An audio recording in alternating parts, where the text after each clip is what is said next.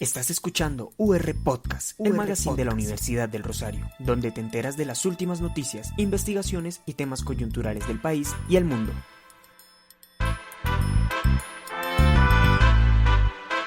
Bienvenidos a UR Podcast, el magazine de la Universidad del Rosario. Mi nombre es Isabela Díaz Granados y yo estaré conduciendo este programa, discutiendo temas de interés general que nos preocupan, interesan e intrigan. Hoy hablaremos sobre la educación en Colombia para poblaciones indígenas. Me acompaña en la mesa de trabajo Camilo Moreno. Hola, Camilo. Hola Isabela, estoy muy emocionado de presentar este que es nuestro primer programa de UR Podcast. Le doy la bienvenida a todos los ciberoyentes que entran a este espacio de podcast donde estaremos hablando con expertos sobre temas bien interesantes como el que tenemos hoy. Hoy contamos con una invitada muy especial. Nos acompaña la doctora Ángela Santamaría. Ella es abogada de la Universidad Externado de Colombia, magíster en filosofía de la Universidad Javeriana y doctora en sociología de la Escuela de Altos Estudios en Ciencias Sociales de París. Ángela es profesora de la Universidad del Rosario, directora de la Escuela Intercultural de Diplomacia Indígena y hace parte del grupo de estudios interdisciplinarios sobre paz, conflicto y posconflicto, JANUS. Bienvenida Ángela, es un gusto tenerla aquí en nuestro programa. Hola Camilo, Isabela, lo mismo, un placer acompañarlos hoy y felicitarlos por el programa. Muchas gracias, Ángela. Para empezar, quisiera que nos contara cómo ha sido la experiencia trabajando con comunidades indígenas en Colombia. Yo soy de Santa Marta y desde niña he tenido la oportunidad de interactuar con esta población, he podido tener una cercanía con estas comunidades y durante esa cercanía me he dado cuenta de que son una población con costumbres muy distintas y muchas veces algo reservados. ¿Cómo ha sido trabajar con ellos y generar esa confianza sin que se sientan amenazadas sus costumbres y tradiciones?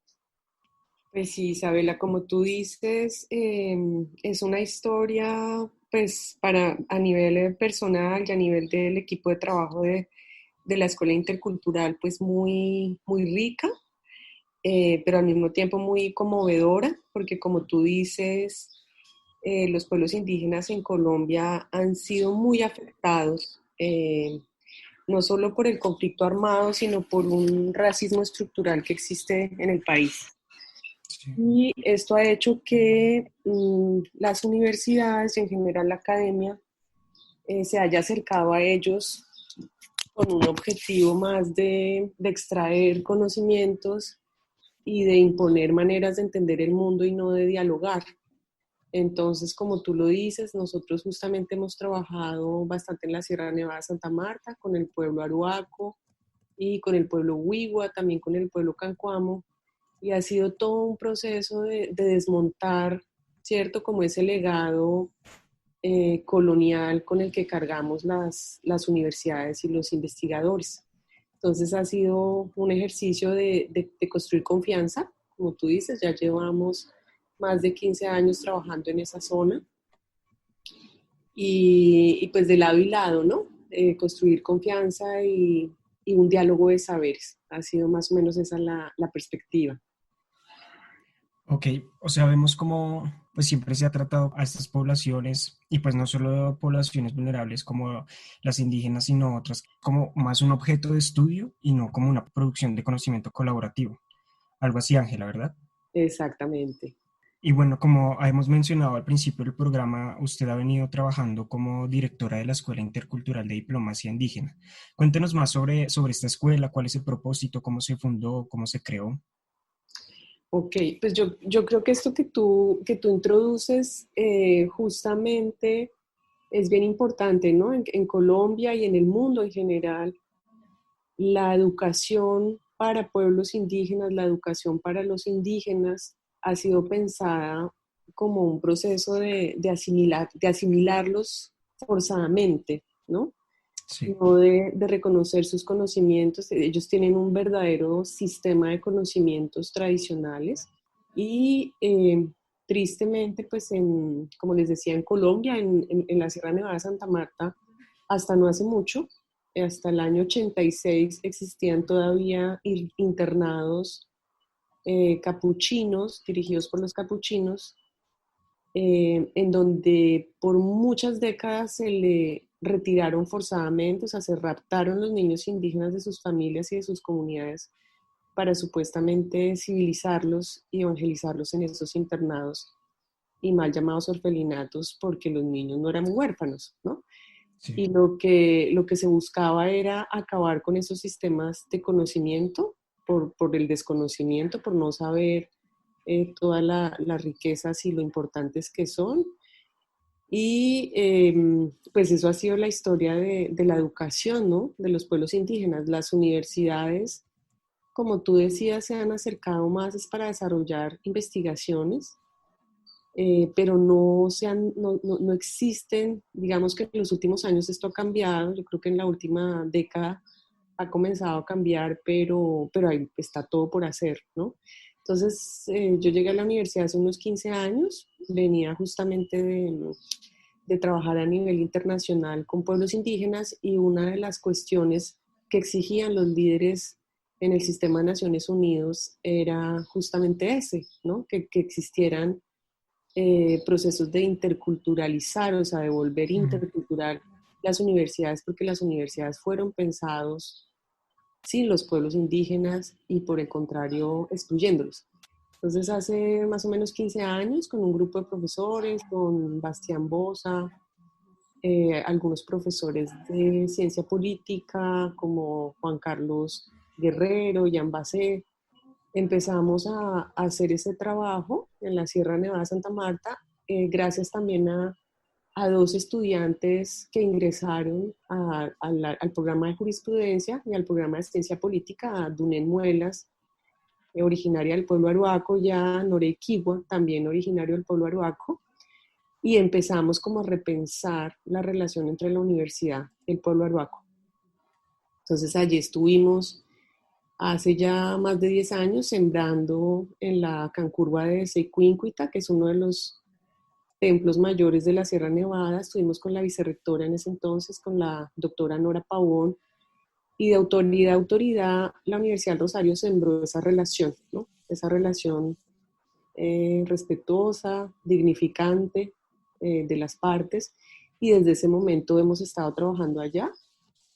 A lo largo de estos 15 años, pues nos movimos hacia otras regiones del país, hemos trabajado también en el corazón de la Amazonía, en donde la historia es similar o todavía más cruda, porque allí no solamente estuvieron los misioneros capuchinos con todos los procesos de asimilación forzada, sino además la guerra, digamos, entre Colombia y Perú, todo el genocidio de los caucheros, y pues la historia es allá aún más, diría yo, dolorosa.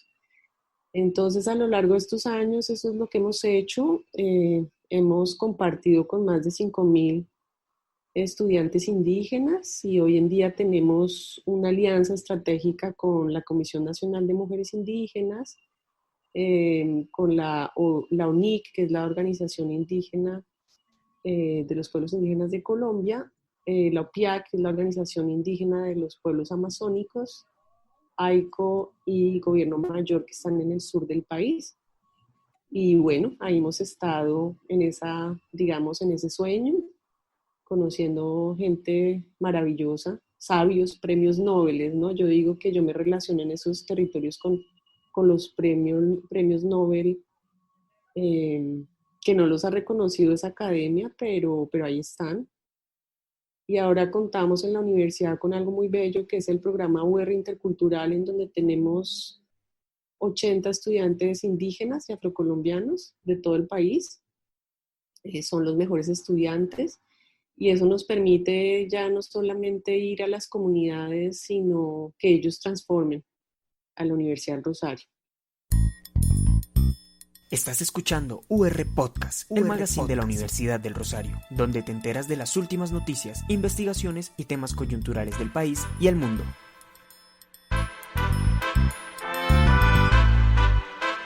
Ángela, bueno, con todo esto que nos cuentas me surgen mil preguntas. Primero quisiera que nos contaras un poquito en qué consiste específicamente la escuela, o sea, qué es lo que van a hacer en las distintas comunidades, qué duración tiene esta, y otra, y es cómo ha influido este programa de UR Intercultural, o sea, estas comunidades indígenas dentro de la universidad, tanto para ellos como para nosotros como institución, cómo se han visto influidas como esas dos culturas. Ok, pues muy buenas preguntas, Isabela. Pues la primera es, sabemos que hay jóvenes que van a poder acceder a la universidad o por la edad, por, digamos, el proyecto de vida y porque existe el programa. Entonces, estos son, digamos, los estudiantes y por sus enormes capacidades para ser estudiantes en el Rosario, estos son los estudiantes que acceden al programa de becas, pero sabemos también que hay muchos sabios y sabias, mujeres, ¿cierto? Que son madres, por ejemplo, tenemos una aliada que se llama Yuray Torres, una mujer aruaca que es madre de 6 hijos y sabemos que la vocación de Yuray no es trasladarse a Bogotá a estudiar en la Universidad del Rosario, ¿cierto? Pero ella, al igual que cualquier colombiano, tiene el derecho a la educación y por eso nosotros vamos hasta las comunidades. Somos un equipo más o menos de 10 personas base, en donde la mayoría son jóvenes indígenas y jóvenes no indígenas. También tenemos ya un grupo importante de estudiantes afro. Y lo que hacemos es que estos jóvenes se han entrenado en distintos espacios. Un espacio es un curso del énfasis de paz que ofrecemos desde la Vicerrectoría, que se llama Construcción de Paz, Etnicidad y Género. Y desde allí acompañamos a los estudiantes y a los jóvenes profesionales para que aprendan a trabajar con comunidades, para que aprendan a diseñar talleres colaborativos, co-creados con ellos, y con ellas que pongan en el centro del conocimiento esos conocimientos tradicionales de las mujeres y los abuelos indígenas, pero también hay que entender que las personas en los territorios quieren fortalecer lo propio, pero también al igual que cualquier ciudadano quieren aprender cosas nuevas, ¿no? Quieren saber qué está pasando en el mundo, qué está pasando en el país, cómo ellos pueden participar. Entonces también llevamos, después de haber negociado con ellos y dialogado mucho, las metodologías, los contenidos, llevamos información para cumplir con sus expectativas educativas. ¿Cuánto duran? Nosotros hacemos diplomados, son diplomados interculturales totalmente, digamos, gratuitos. Es un ejercicio de responsabilidad social que hacemos con los pueblos indígenas, porque para nosotros es un honor trabajar con ellos. Y en cada diplomado tenemos participantes de entre 100, 150 personas, dependiendo de la zona. Y estamos en las comunidades una semana cada 2 meses, más o menos. Eh, y digamos, de esta manera, pues ya hemos hecho más de 30 diplomados interculturales, nos quedamos en las comunidades, ellos también hacen una contrapartida, nos acogen, por ejemplo, el pueblo aruaco siempre nos ha acogido en sus comunidades, en los colegios, los niños se van de sus clases y nos prestan las clases para colgar nuestras hamacas y poder dormir allí, ¿sí? Cada una de las partes pone lo que tiene que poner. Los mamos nos están haciendo un acompañamiento permanente. En la Amazonía también, por ejemplo, ACICACH, que queda en la organización del Centro de Chorrera, nos ofrece muy generosamente las instalaciones para dar las clases, el acompañamiento de los maloqueros, de las abuelas. Y así, ¿no? Es como, imagínense, como un gran canasto en donde cada parte pone lo mejor que tiene. Ok. Ese yo creo que es el espacio de entrenamiento más fuerte que tenemos y también un semillero. Tenemos varios semilleros de investigación en donde también los jóvenes y las personas en general interesadas pueden participar. La pregunta tuya de cómo ha transformado eso a la universidad, tener 80 estudiantes indígenas, pues es reciente. Hace 1 año y medio apenas que este programa empieza a operar, pero ya las transformaciones se están viendo, ¿no? Muchos retos para la universidad, muchos retos para ellos. Hace año y medio y ahora mismo tenemos 80 estudiantes indígenas ya. Exacto. Pasamos de 3 becas al año a 50 al año. Entonces, imagínate la transformación de la universidad. Claro. Es muy visible y va a ser más fuerte cada vez, ¿no? Ángel, y con esta escuela, ¿qué diferencias ha encontrado entre el sistema educativo de las comunidades indígenas, o sea, las formas de enseñanza que tienen ellos, y la educación a la que nosotros estamos acostumbrados en el colegio y la universidad? Tanto cuando van con la Escuela de Diplomacia Indígena a las comunidades, como en la manera en que se ha visto reflejada también con los estudiantes indígenas que están dentro de nuestra universidad. Sí, esa pregunta tuya es muy importante porque yo creo que una de las grandes diferencias es que la educación indígena es una educación experiencial, ¿no? Esa división como entre lo teórico y lo práctico no existe, se aprende es haciendo. Y hay una cuestión muy interesante que es la transmisión del conocimiento entre las generaciones. Entonces, Claro. los abuelos, las abuelas tienen un rol fundamental en la transmisión del conocimiento, que es algo que nosotros hemos perdido en la educación universitaria, ¿sí? En donde los más mayores, los ancianos, que son los que tienen todo el conocimiento, no tienen un lugar central por toda la dinámica de, ¿sabes? Del afán con que hacemos la educación, tal vez en el mundo nuestro. Allá es una educación que se hace con tiempo, sin afanes. Si teníamos 10 puntos en la agenda y nos demoramos en medio punto en vez de 10, pero se hace una reflexión profunda sobre los temas, no hay problema, ¿no?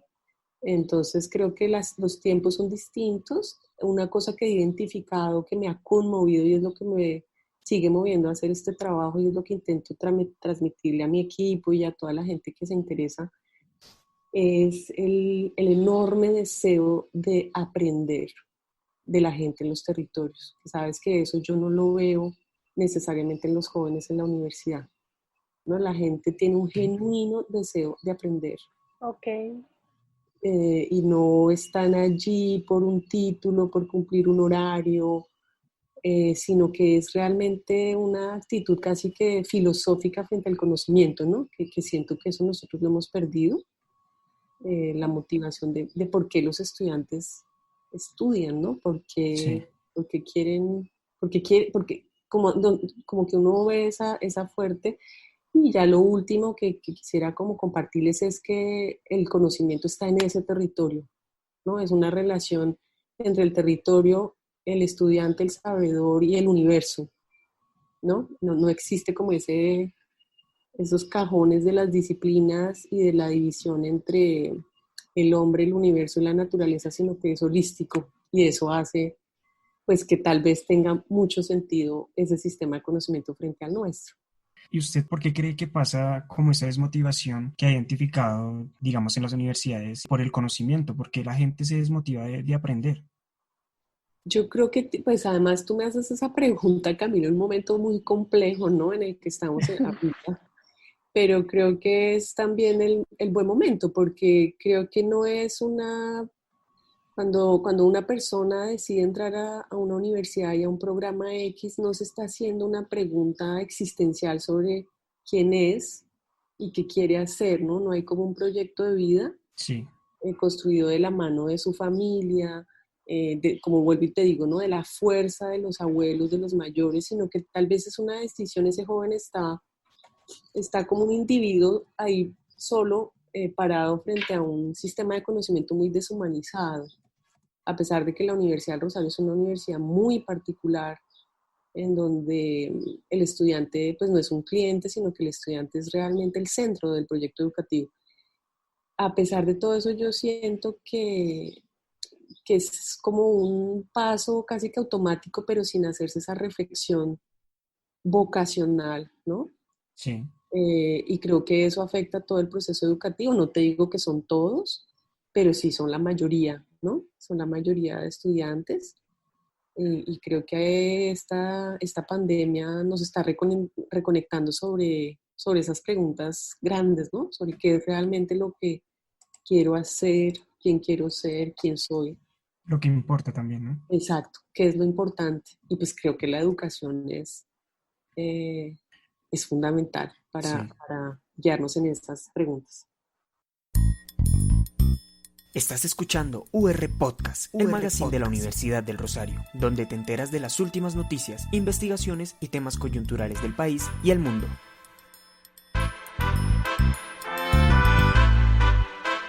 No creo que esté cambiando mucho de tema, pero ayer vi una noticia, no sé si Ángela e Isabela la vieron, sobre el estado actual de la Sierra Nevada de Santa Marta. Pues ayer afirmaron que a la sierra solo le queda el 7.2% de la nieve, que pues es una amenaza al ecosistema donde habitan pueblos indígenas. Exactamente son 4, los Arhuacos, Wiguas, Cogis y Cancuamos. Ángela, me corrige si los dije bien, porfa.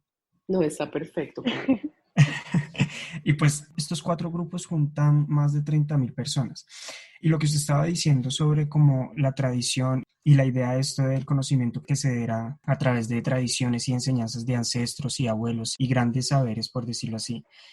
¿Usted cree, Ángela, que este deterioro medioambiental que afecta, pues no solo la sierra, sino también muchas locaciones donde se encuentran poblaciones indígenas, afecta a este sistema de educación generacional, como esta tradición de los abuelos y este interés por el aprender, de cierta forma, viendo su ecosistema como tan afectado y tan amenazado? Claro, Camilo, esa pregunta tuya es, como se dice, la pregunta del millón. Porque si ahí lo que está pasando no es solamente la pérdida del deshielo de los picos nevados, sino que la sierra es el corazón del mundo, literalmente. La Sierra Nevada Sí, de Santa Marta es el corazón energético del mundo y en esos picos nevados, en todos esos territorios hay sitios sagrados, imagínate, son como embajadas, entiendo, sí. hablando con el Mamo Eugenio Torres de la zona de Gunarún, él me decía que allí están las embajadas de todo lo que existe en el mundo que conocemos y también del universo. Entonces lo que se Ok, está afectando ahí no es solamente el sistema de conocimiento de estos 4 pueblos, sino se está afectando un sistema de conocimiento que es digamos, son los guardianes del planeta, de ok, muchos procesos de armonización y equilibrio planetario y universal. Entonces es muy grave lo que está ocurriendo. Paralelamente, si miramos en la Amazonía, pues con la pandemia, ustedes han visto cómo son los abuelos los que están muriendo y un abuelo de esos es como cualquier abuela, pero ellos son reservorios de conocimiento. Y también con la deforestación y la quema que se sigue dando, ha sido uno de los momentos más críticos de esas afectaciones. Pues lo que se está perdiendo no es solamente para los pueblos, sino para el país y para el mundo. Eso tampoco es gratuito, ¿no? La Sierra Nevada de Santa Marta tiene en este momento más de 314 licencias ambientales para la explotación de sus recursos naturales. sí, Se están desviando ríos, se está represando el agua, se está extrayendo carbón, la militarización y toda la acción de los actores armados contribuye a ese deshielo, ¿no? Ese deshielo es solamente la expresión de un montón de afectaciones a esos territorios, eh, pues desde décadas. Entonces realmente por eso es tan importante que la academia se dé la vuelta y entienda que creo que toda esta pandemia nos ha mostrado eso, ¿no? Que el equilibrio de esos lugares afecta. Por primera vez nos hemos visto como afectados y entender en carne propia lo que es una afectación planetaria. ¿Cómo cree que desde la academia podemos hacer algo al respecto? O sea, no solo como desde los profesores investigadores, sino desde los mismos estudiantes. ¿Cómo podemos ayudar con este tema de las distintas, pues que está sufriendo ahora en la sierra, como lo dice Camilo, pero también ha pasado en muchas partes de Colombia y del mundo? No, pues hay mucho por hacer, Isabela, y sobre todo los estudiantes. Ustedes pueden primero enfocar, como les decía, su proceso formativo a grandes causas, ¿sí? Y yo creo que el uno contribuir a causas importantes le da sentido a lo que hace.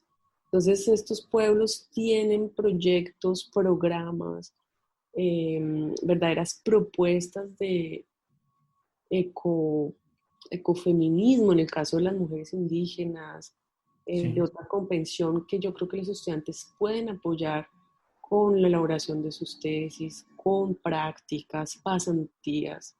Y para no ir más lejos, aquí mismo en la universidad tenemos pues, unidades como las que les estoy contando, ¿cierto? La Escuela de Diplomacia Indígena, en la cual ustedes todos son bienvenidos para apoyar los procesos territoriales. Esta UR Intercultural, en donde tenemos 80 estudiantes magníficos, maravillosos, que representan al mundo indígena y afro en el país y que están ahí, o sea, son estudiantes rosaristas con muchos retos también en la universidad. Y también en este momento, pues mucha solidaridad. Ustedes han visto que lo que hizo el gobierno fue mandar al ejército a la Amazonía. Esa fue la solución.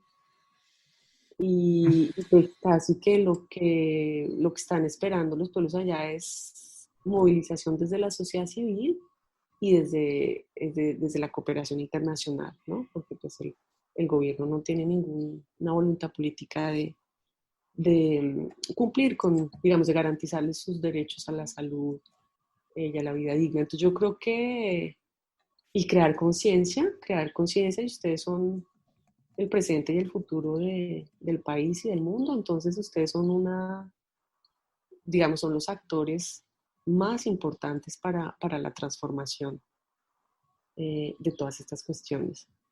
Ángela, y ya para terminar esta entrevista, quisiera que le dejaras un mensaje tanto a los jóvenes como sí, a las personas de distintas edades de cómo pueden aportar. Ya nos has dicho algunas ideas y de hecho le quiero contar a nuestros ciberoyentes que llevas mucho tiempo trabajando con los indígenas desde la tesis doctoral, que también fue con temas de los indígenas sobre la construcción social de los derechos de los pueblos indígenas en Colombia. Entonces también desde esa cercanía quisiera que nos contara cómo podemos aportar desde lo básico, desde lo que podemos hacer día a día, no solo desde una tesis, desde la academia, sino desde nuestra cotidianidad.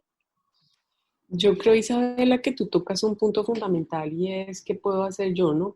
¿Cuál es ese cambio a nivel individual y relacional que puedo hacer desde mi lugar? Sí. Más en un momento en que estamos pues todos en casa.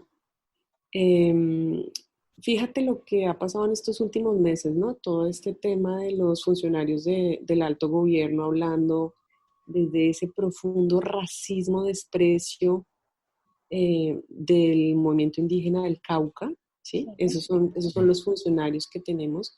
Y el otro caso abominable también, que es el caso del periodista Zuleta hablando de las mujeres indígenas guayú como si fueran ¿sabes? Un juguete sexual. Entonces yo creo que en este momento es un momento de tomar conciencia de cómo no contribuir a ese profundo racismo, ese profundo desprecio, de entender de dónde venimos. Todos nosotros, todos los colombianos somos paridos por mujeres indígenas, ¿sí? Todos, Sí. todos, absolutamente todos. Entonces, en este momento en que todos estamos guardados, reflexionando, yo pensaría que es la posibilidad de hacer una profunda revisión de sí mismo y de las relaciones familiares para prepararnos para un momento de más acción, como tú dices. Creo que eso es ustedes que van a ser pronto los profesionales que van a estar tomando decisiones, actuando en un país profundamente atravesado por esas expresiones racistas y de denigración total de los compañeros y las compañeras indígenas y afros.